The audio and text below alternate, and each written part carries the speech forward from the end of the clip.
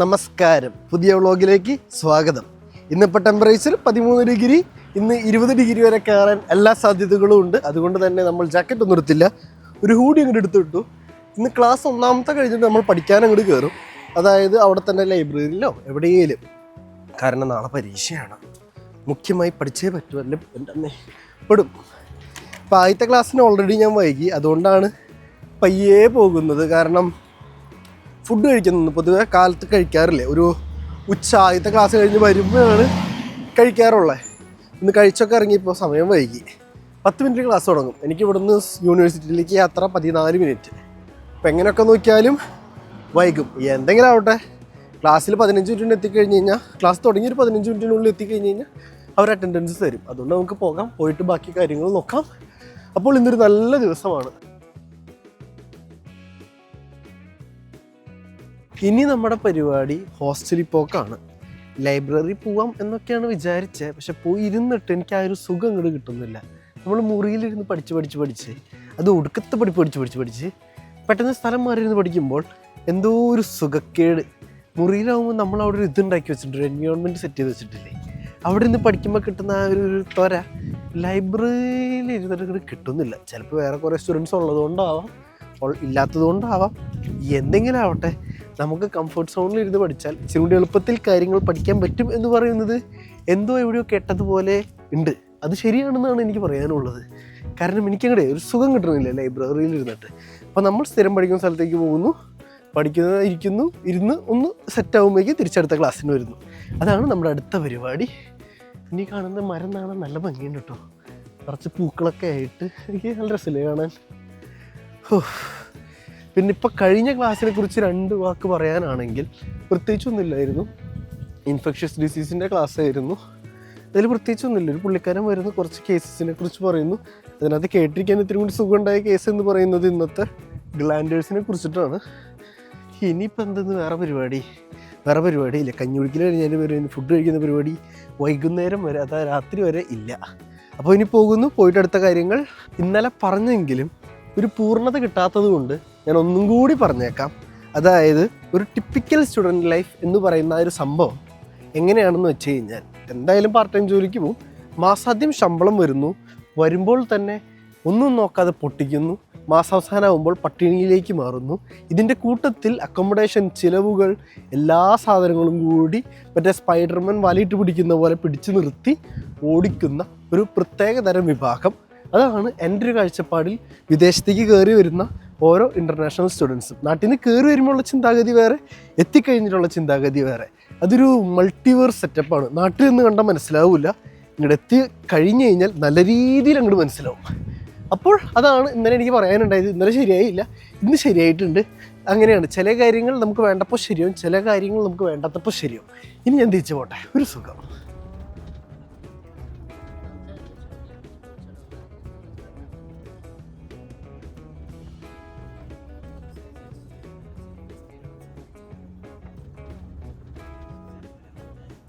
ട്രാമിലാണ് തുടങ്ങിയത്, പക്ഷെ അവസാനിക്കുന്നത് ബസ്സിലാണ്. എന്താ സംഭവം എന്ന് മനസ്സിലായോ? നമ്മൾ വന്ന ട്രാം അങ്ങ് ആക്സിഡൻ്റ് ആയി. എന്ത് ചെയ്യാനാ? ആ വീഡിയോ നിങ്ങൾ കണ്ടില്ലേ? ആരോ മിക്കതും റോങ് സൈഡ് എടുത്തതായിരിക്കണം. കാരണം ഇടിച്ച് പരത്തിയിട്ടുണ്ട്, ഒരു ലോഡ് ട്രാമുകൾ ബ്ലോക്കും ആയിട്ടുണ്ട്. ഇവിടെ ഉള്ളതാണ്. പക്ഷേ അതിലേറ്റവും പ്ലസ് ആയിട്ട് എനിക്ക് പറയാനുള്ളത്, ആക്സിഡൻ്റായി 5 മിനിറ്റിൽ ബസ്സുമായി. ഇപ്പോൾ ഞാൻ ബസ്സിൽ വന്നു. എവിടെ ട്രാം ബ്ലോക്കായോ അവിടെ നിന്ന് ബസ്. സീൻ പരിപാടിയല്ല. വേറെ എവിടെ നടക്കും? നമ്മുടെ നാട്ടിൽ നടക്കില്ല. അതുകൊണ്ട് തന്നെ ആ പരിപാടി അങ്ങനെ ആക്കിയിട്ട് ഇനി പോവുക, പഠിക്കുക, അത് ഞാൻ അടുത്ത ക്ലാസ്സിൻ്റെ സമയത്ത് തിരിച്ചു പോവുക. ഞാൻ തിരിച്ചെത്തി. ഇനി പഠിക്കട്ടെ ഇരുന്ന്. ഇപ്പോൾ ഒരു സുഖമുണ്ട് ഗൈസ്. ഇതെങ്ങനെ എക്സ്പ്ലെയിൻ ചെയ്ത് തരുമെന്നൊന്നും എനിക്കറിയാൻ പാടില്ല, പക്ഷേ ഒരു പ്രത്യേക സുഖമാണ്. ഇപ്പോൾ ഞാൻ പഠിച്ചുകൊണ്ടിരിക്കുന്നത് ടോക്സിക്കോളജി, ഒരു വൃത്തിയായിട്ട സബ്ജക്റ്റാണ്. ഇൻസെക്ടിസൈഡിനെ കുറിച്ച്, റോഡൻറ്റിസൈഡ്, പിന്നെ എന്നിട്ട് ഹെർബിസൈഡ്, ഫംഗിസൈഡ്, അങ്ങനെ കുറേ സൈഡുകൾ കൊണ്ട് ഉള്ളടക്കമുള്ള, കുത്തി നിറച്ചിട്ടുള്ള ഒരു സബ്ജക്റ്റ്. കുറേ കാണാപ്പാഠം പഠിക്കാനുണ്ട്. അപ്പം ഇങ്ങനെ കുത്തിയിരുന്ന് പഠിച്ചുകൊണ്ടിരിക്കണു. നാളെ കാലത്ത് 7:30 പരീക്ഷ. ബുക്കിരുന്ന് പഠിക്കും, നമ്മൾ പാസ്സാകും, നമ്മൾ ഇതും കടന്നു പോകും. ഓക്കെ, ഞാൻ പഠിക്കട്ടെ.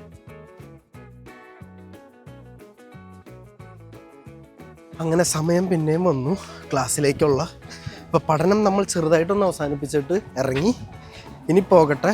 ഇനിയിപ്പോൾ സർജറി ക്ലാസ്സാണ്, പ്രാക്ടിക്കലാണ് പറഞ്ഞേക്കണേ. കഴിഞ്ഞ ആഴ്ച പുള്ളിക്കാർ കുറേ തിയറി പാർട്ടാണ് എടുത്ത് തീർത്തത്.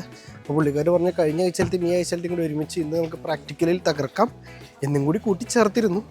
അങ്ങനെ ആയിരിക്കും എന്നുള്ള പ്രതീക്ഷയിൽ നമുക്ക് എന്തായാലും ക്ലാസ്സിൽ പോയി. ഇൻട്രസ്റ്റിംഗ് ആയിട്ട് എന്തെങ്കിലും ഉണ്ടെങ്കിൽ നിങ്ങളെ ഞാൻ കാണിച്ചു തരാം, ഇല്ലെങ്കിൽ കാണിച്ചു തരൂല. കാരണം കണ്ടത് പിന്നെയും കണ്ടു കഴിഞ്ഞാൽ ബോറടിക്കുമല്ലോ, എന്നെ എല്ലാ ദിവസം കാണുന്നത് പോലെ. അപ്പോൾ അത്രേ ഉള്ളൂ. ഇനി ക്ലാസ്സിൽ പോട്ടെ. ക്ലാസ്സിൽ പോയിട്ട് എന്താണ് നടക്കുന്നത് അത് നിങ്ങളെ കാണിച്ചു തരാം. പിന്നെ നമ്മുടെ ട്രാമിൻ്റെ കേസ് ശരിയായി. ഹോസ്റ്റലിൽ പോയി 1.5 മണിക്കൂർ കഴിഞ്ഞപ്പോഴേക്കും അത് സോർട്ട് ചെയ്തിട്ടുണ്ട്. ചിലപ്പോൾ അത്രയും നേരം എടുത്തിട്ടുണ്ടാവില്ല, കാരണം ഞാൻ വന്ന സമയത്ത് അത് ക്ലീൻ ആയിട്ടുണ്ട്. അതിൻ്റെ ബേസിസിലാണ് ഞാൻ പറഞ്ഞത്. അപ്പം ഇനി പ്രത്യേകിച്ചൊന്നുമില്ല. ഇനി ക്ലാസ്സിൽ പോയിട്ട് ബാക്കി കാര്യങ്ങൾ.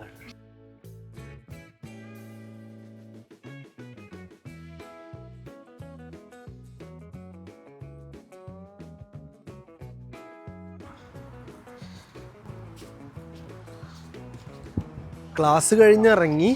ക്ലാസ് കുഴപ്പമില്ലായിരുന്നു. പ്രധാനമായിട്ട് ഇന്ന് നമ്മൾ പഠിച്ചത് ഡ്രസ്സിങ്ങിനെ കുറിച്ചിട്ടാണ്. നമ്മളിടുന്ന ഡ്രസ്സിങ് അല്ല, അതായത് ഇപ്പോൾ കുതിരയുടെ കാലൊക്കെ ഒടിയോ അല്ലെങ്കിൽ ഇപ്പോൾ വല്ല മുറിവോ അങ്ങനെ എന്തെങ്കിലും സാഹചര്യം വന്നാൽ ആ ഒരു സംഭവത്തിനെ നോക്കിയിട്ടാണല്ലോ നമ്മൾ എന്ത് വേണമെന്ന് തീരുമാനിക്കുക. അപ്പോൾ അതായിരുന്നു ഇന്നത്തെ ക്ലാസ്. അത് കഴിഞ്ഞ് അവസാനം പ്ലാസ്റ്റർ ഇടുന്ന പരിപാടി വരെയായി. പ്ലാസ്റ്റർ ഇട്ട് കഴിഞ്ഞിട്ട് എങ്ങനെ മുറിക്കണം, പിന്നെ ഏറ്റവും ആധുനിക രീതിയിലുള്ള പ്ലാസ്റ്റർ പരിപാടികൾ, പിന്നെ പണ്ട് എങ്ങനെയായിരുന്നു, ഇങ്ങനെ എന്തായിരുന്നു സംഭവം, അങ്ങനെ കുറേ നേരം ഒരു 3 മണിക്കൂർ ക്ലാസ്. സന്തോഷം. ഇനി പോവുക, പഠിക്കുക. ഇപ്പം സമയം എന്ന് പറയുന്നത് 3 മണി. ചെന്നിട്ടൊരു കുഞ്ഞി മയക്കം. അത് കഴിഞ്ഞിട്ട് തിരിച്ച് പഠിത്തത്തിലേക്ക്. അപ്പോൾ അത്രേ ഉള്ളൂ. ഇപ്പോൾ ഇനി പോകട്ടെ. അടിപൊളി കാലാവസ്ഥയാണ് ആകെ മൊത്തത്തിൽ.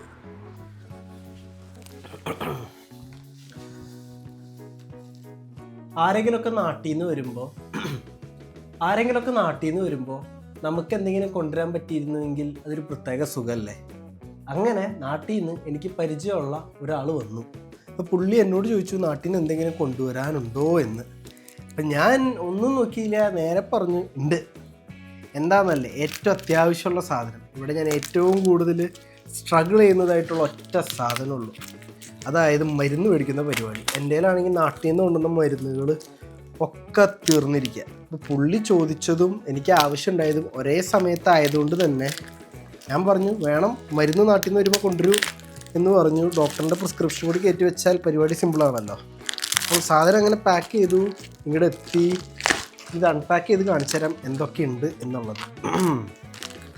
വലിയ കാര്യമായിട്ടൊന്നുമില്ല. നമ്മുടെ പാരസെറ്റമോൾ ഉണ്ട്, ഡോളോ ഉണ്ട്, പിന്നെ ചുമയ്ക്ക് വെറ്റ് കഫ്, ഡ്രൈ കഫ്, അതിന് വേണ്ട 2 മരുന്നുകൾ, പിന്നെന്താ ഉള്ളത്, കുറച്ച് അമോക്സിലിൻ ഉണ്ട്.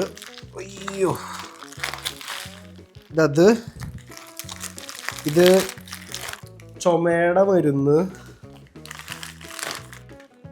ഇതാണ് നമ്മുടെ മെയിനായിട്ട് ഞാൻ ഇടയ്ക്കിടയ്ക്ക് പറയാറുള്ള എൻ്റെ ലേഹ്യം.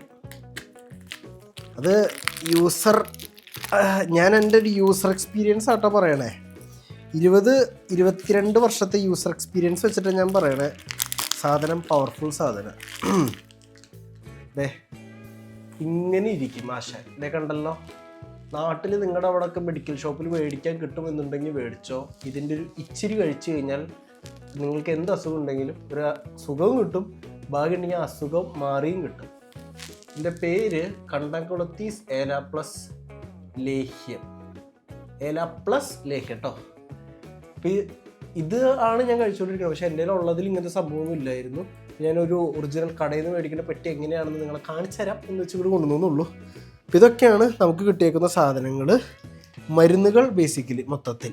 കാരണം ഇതില്ലാണ്ട് ഭയങ്കര ബുദ്ധിമുട്ട്. ഇവിടെ ഒരു ഡോക്ടറെ കാണുന്ന പരിപാടിയൊക്കെ ടാസ്ക്കാണ്. ഇത് നാട്ടിൽ നിന്ന് എത്തിച്ചെന്ന ആ ചേട്ടന് എൻ്റെ 1000 നന്ദി. കാരണം മരുന്ന് വേണം, 1 way or another നമുക്ക് വേണം. ഈ ചുമയുടെ മരുന്ന് ഇപ്പം ഒന്നും ഉപയോഗിക്കില്ല, എക്സ്പയർ കൂടുതലുള്ളത് നോക്കി വീട്ടുകാരോട് മേടിക്കാൻ പറഞ്ഞിരുന്നു. പിന്നെ ഈ ലേഹ്യം ഇതെൻ്റെ ഡെയിലി യൂസിലുള്ള സാധനമാണ്. വേറൊരു ദിവസം ഇതിനെക്കുറിച്ച് ഇത്തിരി കൂടി ആർഭാടമായിട്ട് പറഞ്ഞ് ഞാൻ വരുന്നതായിരിക്കും. ഏല പ്ലസ് കേട്ടോ. അപ്പോൾ ഇത്രയൊക്കെ ഉള്ളൂ. ഇനി ഞാൻ പഠിക്കാൻ പോട്ടെ. പഠിത്തത്തിൻ്റെ അവസാനത്തെ നൂലാമാലകളിലൂടെയുള്ളൊരു യാത്രയിലാണ് ഞാനിപ്പോൾ. ഞാൻ ആദ്യം വിചാരിച്ചു കിടന്നുറങ്ങാമെന്ന്, പിന്നെയും വന്നിരുന്നു പഠിക്കാൻ. കാരണം നമ്മൾ സീരിയസ് ആയിട്ട് പഠിക്കുമ്പോൾ ഉറക്കം പോട്ടെ, വിശപ്പ് പോട്ടെ, എല്ലാം പമ്പ കിടക്കും. അതുകൊണ്ട് തന്നെ നമ്മൾ ഭക്ഷണത്തിനെ ഇന്ന് ലഘൂകരിച്ചു. പകരം പഠിത്തത്തിലേക്ക് നമ്മളുടെ മുഴുവൻ ശ്രദ്ധയും ആഴങ്ങളിലേക്ക് ഇറക്കി വിട്ട് പഠിച്ചുകൊണ്ടിരിക്കുന്നു. പാസ്സായില്ലെങ്കിൽ വലിയ സുഖമില്ലാത്തത് കൊണ്ടും വേറെ പല കാരണങ്ങൾ കൊണ്ടും ശക്തമായിരുന്നു പഠിക്കുന്നു. പക്ഷെ പ്രത്യേകിച്ചൊന്നും മനസ്സിലാവുന്നില്ല. കാരണം ഈ സബ്ജക്റ്റിന് അങ്ങനത്തെ ഒരു വൃത്തികെട്ട സ്വഭാവമുണ്ട്. എത്ര പഠിച്ചാലും ബന്ധപ്പെടുത്താൻ പറ്റില്ല. എങ്ങനെ പഠിച്ചാലും ബന്ധപ്പെടുത്തി പഠിച്ചാലാണ് എളുപ്പം എന്നുള്ളൊരു യാഥാർത്ഥ്യം വിശ്വസിക്കുന്ന ഒരാളാണ് ഞാൻ.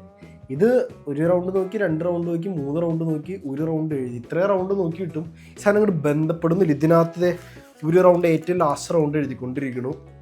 ഇതിനകത്ത് ഡീറ്റെയിൽ റൗണ്ട് ഉണ്ട്, ഇവിടെ ഒരു റൗണ്ട് ഉണ്ട്, കുറേ രീതിയിൽ ഇങ്ങോട്ട് എഴുതിയിട്ടേ അങ്ങോട്ട് ഒരു ആത്മബന്ധം വരുന്നില്ല. ഇപ്പോഴത്തെ ബന്ധങ്ങളൊക്കെ അങ്ങനെയാണല്ലോ, ഒരു ബന്ധമില്ലാത്ത രീതിയിലുള്ള കുറേ ബന്ധങ്ങളൊക്കെ ഉണ്ടല്ലോ. Exceptional cases are there, but അതിന് അങ്ങോട്ട് പോയാ എന്തായാലും ആവട്ടെ, എൻ്റെയും റിലേ പോയി കിടക്കുകയാണ്. ആ ഒരു അവസ്ഥയിലാണ് നമ്മൾ ഇരിക്കുന്നത്. അതുകൊണ്ട് തന്നെ നമ്മൾ പരീക്ഷ എങ്ങനെയൊക്കെ പാസ്സാവും എന്നുള്ള പ്രതീക്ഷയിലിരിക്കുന്നു. ഇനിയും ഒരു 6-7 മണിക്കൂർ കൂടി ഉണ്ട് പരീക്ഷയ്ക്ക്. അപ്പോൾ അത്രയൊക്കെ ഉള്ളൂ. എല്ലാവർക്കും ശുഭരാത്രി. എല്ലാവരും പരീക്ഷയിൽ നന്നായി പഠിക്കുക, പാസ്സാവുക. അത്രയൊക്കെ തന്നെ. Bye bye, good night.